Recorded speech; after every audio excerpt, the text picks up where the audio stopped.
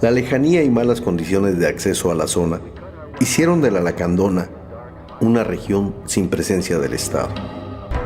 En este territorio podemos encontrar diferentes estructuras de poder, que van desde el sistema de cargos que impuso la corona española hasta autogobiernos en rebeldía, que nacieron con el movimiento zapatista de 1994.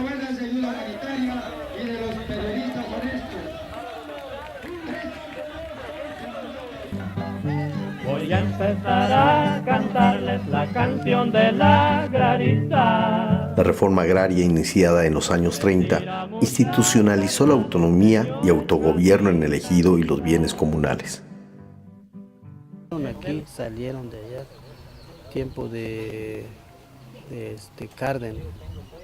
Cuando entró Lázaro Cárdenas, empezaron a repartirse y empezaron a salir de allá del rancho.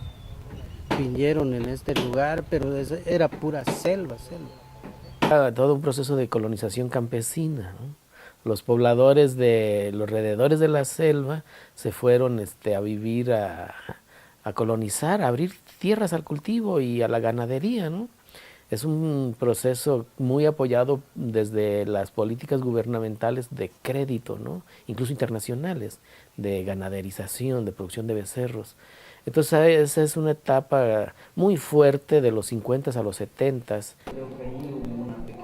Con ello, la vida política, social y económica de ellas se determina en la Asamblea, órgano de máxima autoridad.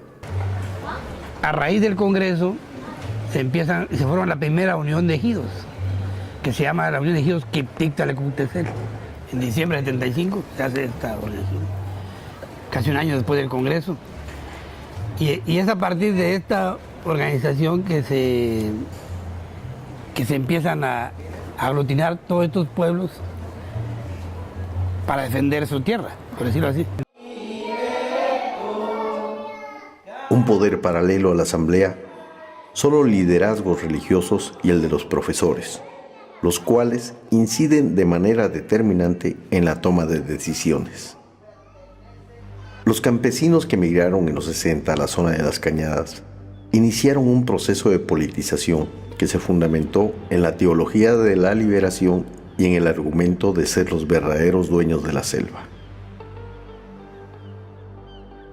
El gobierno, junto con los lacandones, con los líderes anteriores, dijeron, para no tener problema, vamos a tener un solo comisariado, pero vamos a hacer 3 comunidades, conforme cómo vamos a vivir, conforme el costumbre y tradición, y para que no después vamos a tener problemas. Los que son celtales son a su costumbre de ellos, los que son choles también, y a los lacandones. Cada comunidad se debe nombrar un subcomisariado en cada comunidad. El llamado sujeto colectivo delimita el comportamiento de cada uno de sus miembros y el rumbo de los pueblos. Cualquier disidencia se castiga con la expulsión de la comunidad. Gracias a ello, los pueblos de la selva lograron sobrevivir en un entorno lleno de riquezas naturales, pero también de adversidades geográficas y económicas. Porque es un acuerdo de lo que es de la comunidad, de lo que es los ejidatarios, pusieron un acuerdo de que ellos hicieron un programa de uso y costumbres, y por esa razón ahorita aquí en esta comunidad es prohibido la venta de alcohol, y quedó integrado en el reglamento que son 10,000 pesos la multa el que se encuentre vendiendo cervezas aquí en este ejido. La migración de los 60, que en su mayoría eran comunidades de base de la iglesia, determinaron que el eje de su lucha contra la pobreza se basaba en abolir la propiedad privada de la tierra.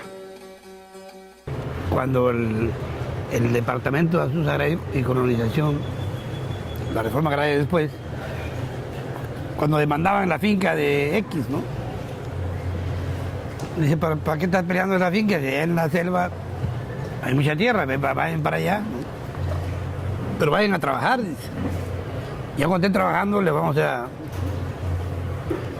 a a dotar, ¿no?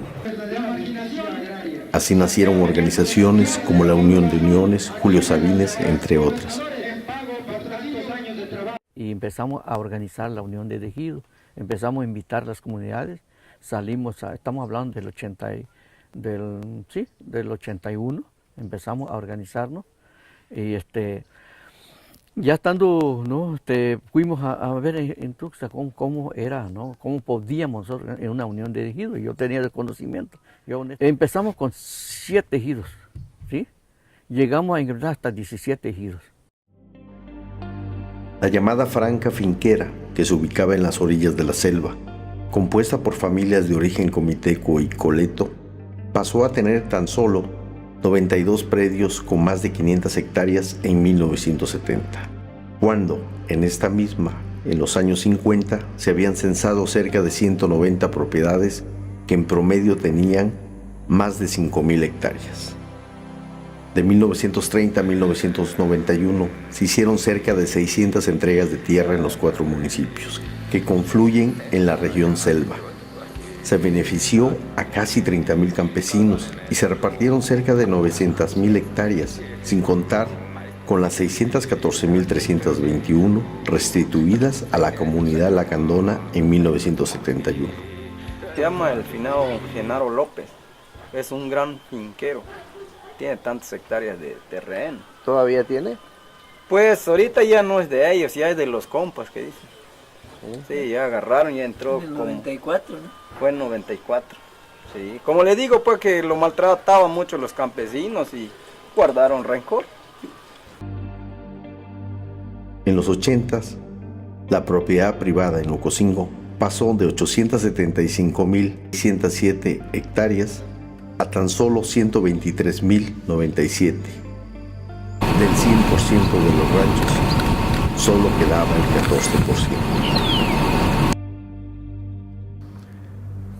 Digamos que esta población fue creciendo, ¿no? Entonces habían fincas que tenían muchos jornaleros, familias enteras, ¿no? Muchas de estas familias empezaron a tener hijos, ¿no? Empezaron a vivir en las fincas.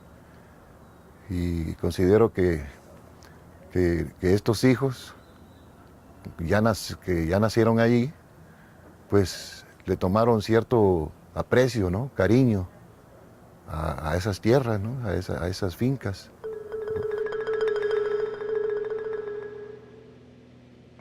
El crecimiento poblacional, así como el agotamiento de los recursos naturales en las zonas pobladas, generó migración y nuevas solicitudes de tierra. La creación en 1971 de la Revima y la llamada brecha lacandona ahondó la diferencia entre los diferentes pueblos de las subregiones que no fueron beneficiados con esa resolución presidencial. En ese primer decreto se les otorgan 614.200 hectáreas de terrenos que en ese momento estaban en toda la región, inmersos en una selva lacandona mucho más amplia que se calcula en ese entonces ha de haber tenido 1.800.000 hectáreas. Fueron 614.000 hectáreas originalmente. Posteriormente, en el 82, que después se ejecuta un par de años después, se modifica ese decreto a 586.000 hectáreas.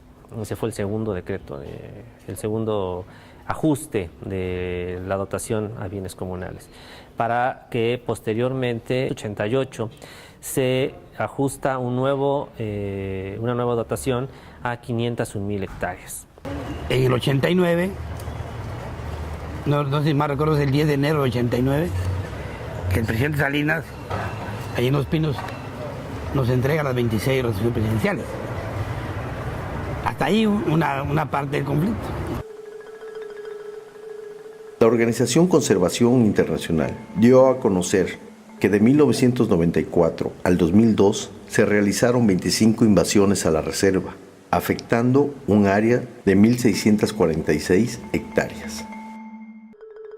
Actualmente, el conflicto por invasiones a la Revima se ubica en Nuevo San Gregorio, Salvador Allende, Ranchería Corozal, todos ellos ubicados en la cuenca del Río Negro.